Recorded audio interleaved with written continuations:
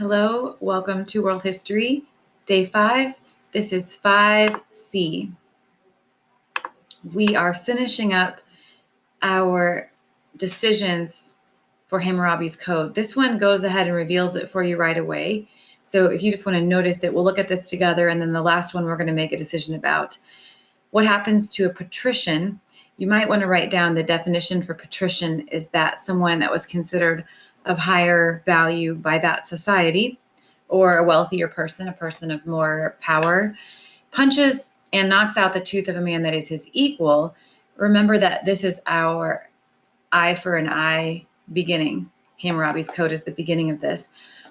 If a patrician has knocked out the tooth of a man that is his equal, his tooth shall be knocked out. Jesus says, you have heard it said, an eye for an eye, a tooth for a tooth. But I say to you, go ahead and check out what Jesus says about that. He says, if someone strikes you on one cheek, turn to him the other also. If someone asks you to go 1 mile, go with her the 2nd mile.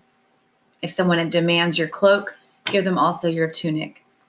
Give to the one who asks you. Do not turn away from the one who wants to borrow from you. Just fascinating. Jesus teaching right there from the Middle East, revolutionary, innovative, noteworthy.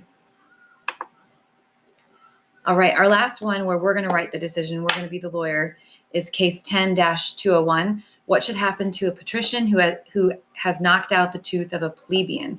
You might want to do as definition, a plebeian is considered by that society, not by God, but by the society, a lower status person, peasant, slave. What is the patrician going to have to do? They knocked out the tooth of this person. They have to pay a tiny bit of silver for the tooth. At least they have to pay something, but they don't have to have their tooth knocked out. So there you have it. Let's conclude about Hammurabi's Code. Remember, Hammurabi's Code is the one thing to remember from Babylon 1, which is the 3rd civilization we're looking at in Mesopotamia. We looked at Sumerian, Akkadian, and now Babylon 1 with Hammurabi.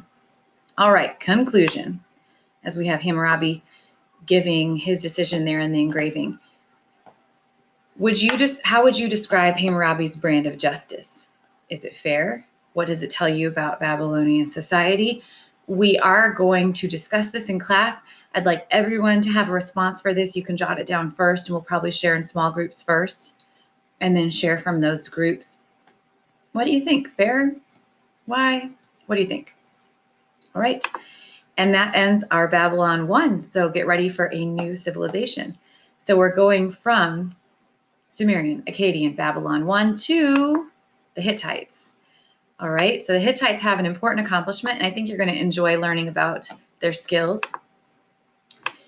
Advancements of the Hittites. All right, they are the first group to smelt iron. So this is really the beginning of the Iron Age. Remember, we have stone, bronze, iron in early history. And this made them, for a time, until the other groups got that technology superior to the other groups, at least they could best them in what they wanted and in battles and things. Of course, the iron weapons outplayed all the other weapons that were available, and they were able to have fast chariots for fast surprise attacks, but they would fall to the Assyrians. The Assyrians would also get iron and were just brutal. So they just kind of did a might makes right thing, the Assyrians. They were pretty fearsome. Okay, this is a note to write down. Pause the lecture if you need time to get it down.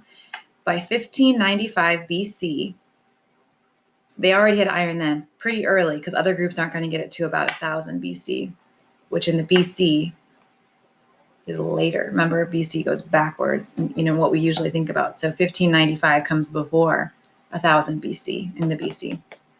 The Hittites had built a powerful kingdom, and they did conquer Babylon 1. So the Hittites may have still used Hammurabi's Code, but they were in charge for their time in the sun.